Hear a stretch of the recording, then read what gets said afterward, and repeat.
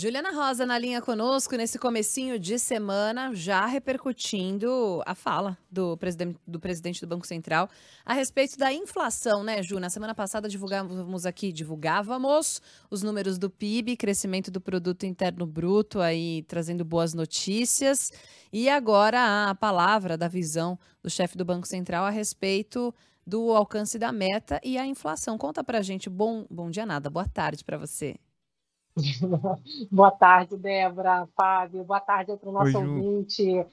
A gente está acompanhando todo esse discurso em relação à inflação, porque não está claro ainda se a inflação no Brasil vai ceder aos patamares abaixo de 3%, principalmente por conta da chamada inflação de serviços, que é um grupo de serviços que principalmente os que estão ligados à mão de obra, a salários, como o mercado de trabalho está muito aquecido, tem um levantamento até aqui que eu achei interessante que a G5, a empresa, divulgou os segmentos de serviços mais ligados à mão de obra, onde o Banco Central está acompanhando com mais atenção, preocupado que há uma pressão maior dessa inflação de serviços por conta de um mercado de trabalho aquecido e a renda também tem crescido por conta disso.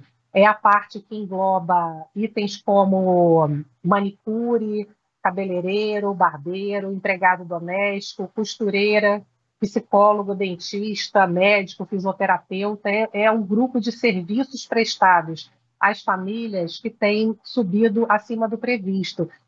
O presidente do Banco Central, Roberto Campos Neto, ele acabou de falar num evento aqui em São Paulo, na Associação Comercial, e o que ele falou sobre a inflação de serviços é que eles estão atentos. Ele até falou assim: a inflação de serviços está acima do que foi verificado em 2018, 2019. E a inflação está em trajetória de queda no Brasil, mas requer atenção. E essa questão da inflação de serviços é o que o presidente do Banco Central tem chamado de a última milha.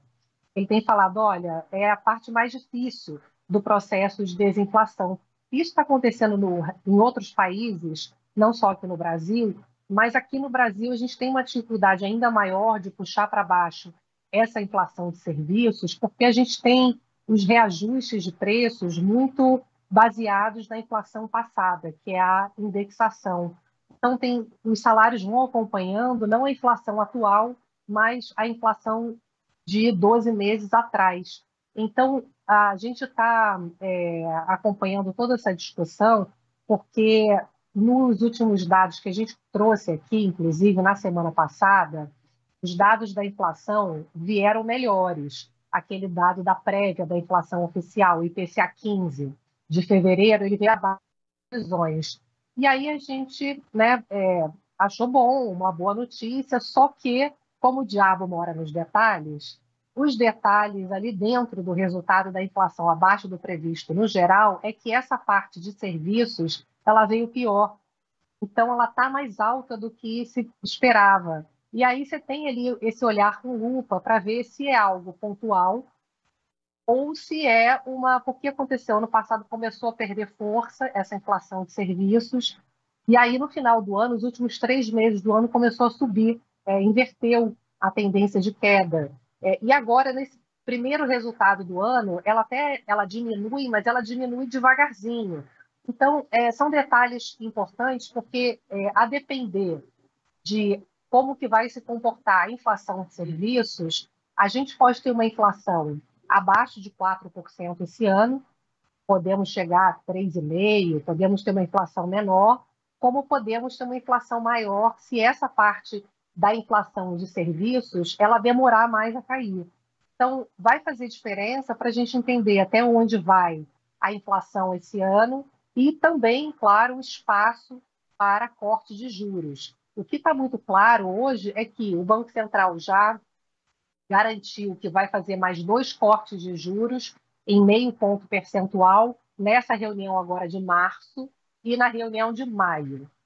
De maio em diante, quando o juro chegar perto dos 10%, ali 10,25%, A perspectiva é que até dezembro chegue a 9, continue caindo. Mas o Banco Central pode ser mais cauteloso e ir cortando mais a conta-gotas. A partir de maio, ele ir cortando mais devagar os juros.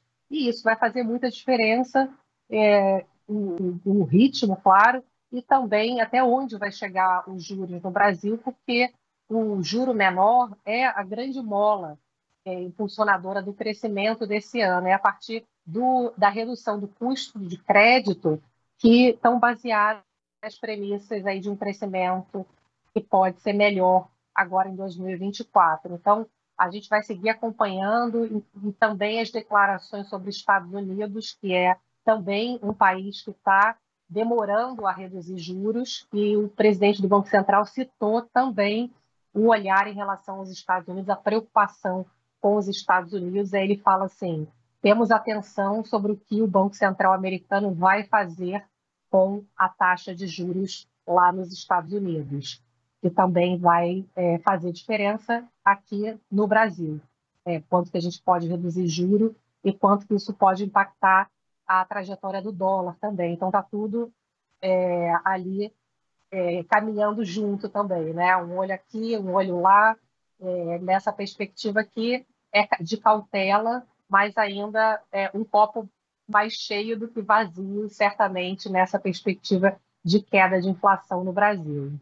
Tomara, tomara então que as expectativas sejam alcançadas nesse ano de 2024, a gente tenha redução da inflação, aumento do investimento, crescimento dentro do esperado pelo governo, para que as coisas entrem nos eixos definitivamente, Ju, ou quase isso, né? Definitivamente é uma palavra muito forte.